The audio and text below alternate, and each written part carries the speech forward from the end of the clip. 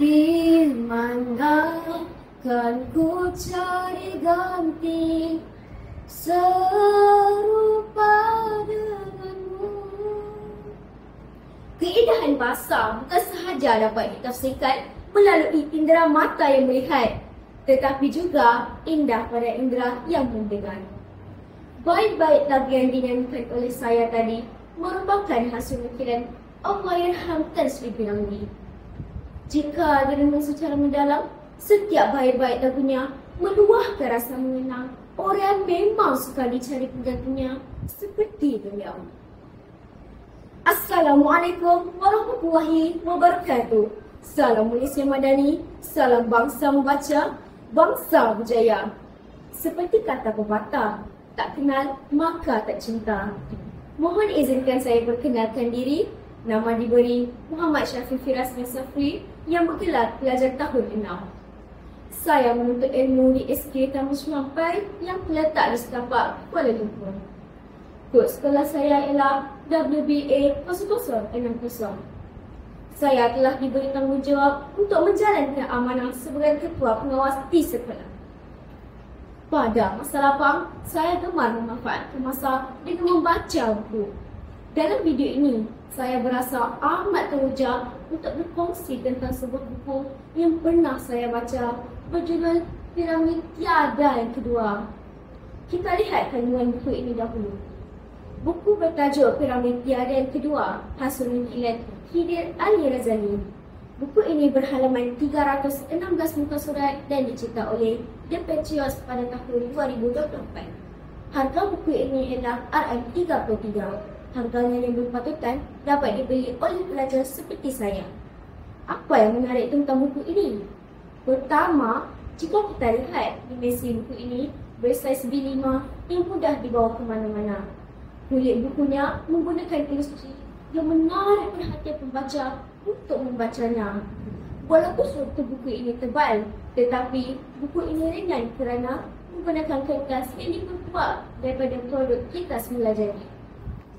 Selain itu, terdapat gambar bagi setiap penceritaan untuk memudahkan pembaca membayangkan isi dan alur cerita yang disampaikan. Ayo kita rungkaikan kekuatan buku ini. Pertama, teknik penulisannya sangat baik dan menarik sekali. Kedua, bahasa yang digunakan sangat mudah dan santai. Yang terakhir pula, penulis berjaya merungkai jawapan tentang riwayat hidup P.Ramlee yang sebelum ini menjadi tanda tanya masyarakat.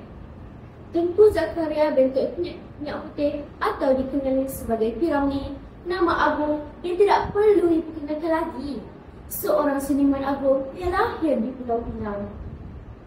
Buku ini berkisahkan tentang riwayat hidup P.Ramlee yang hidup dalam dua zaman, sebelum dan selepas merdeka, sentiasa memikirkan apakah yang dapat disumbangkan olehnya pada masyarakat yang hidup di zamannya. Episod bermula dengan kelahiran P.Ramlee pada 22 Mac 1929. Ayahnya, Tengku Minyak Putih bin Tengku Karim, merupakan seorang pemuda yang mempunyai pengetahuan ilmu agama yang sangat tinggi, manakala bondanya bernama Cik Mah binti Husin. P.Ramlee merupakan seorang pelajar yang tidak suka membuang masa semasa zaman persekolahannya. Sejak kecil lagi, P.Ramlee sudah mampu mencipta lagunya sendiri. Beliau telah memenangi banyak pertandingan nyanyian sehingga namanya pun masyhur. Beliau memulakan kerjaya seninya dengan berlagu. Di dalam buku ini juga menceritakan bagaimanakah P.Ramlee boleh menjadi pengarah. Beliau telah menghasilkan banyak filem-filem yang menarik perhatian sehingga filem Melayu menjadi mara segar sehingga kini. P.Ramlee bukanlah seorang tokoh berhibur semata-mata. Filemnya membina minda masyarakat. Jemakannya memberikan sindiran yang dalam dan sinis. Perjuangan beliau sangat menggabungkan sehingga beliau menghembuskan nafas terakhirnya pada 29 Mei 1973. Usai membaca buku ini, banyak pengajaran dan iktibar yang dapat kita teladani. Pertama, kita jangan menyerah kalah dalam kehidupan. Kedua, kita haruslah berani mencuba. Ketiga, kejayaan yang dimiliki haruslah memberi impak yang positif kepada orang lain dan meninggalkan legasi yang baik.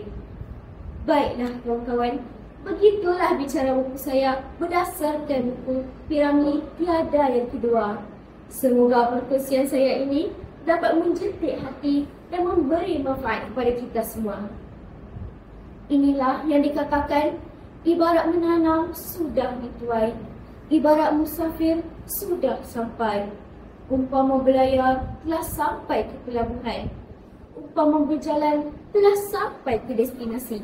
Sekian, terima kasih.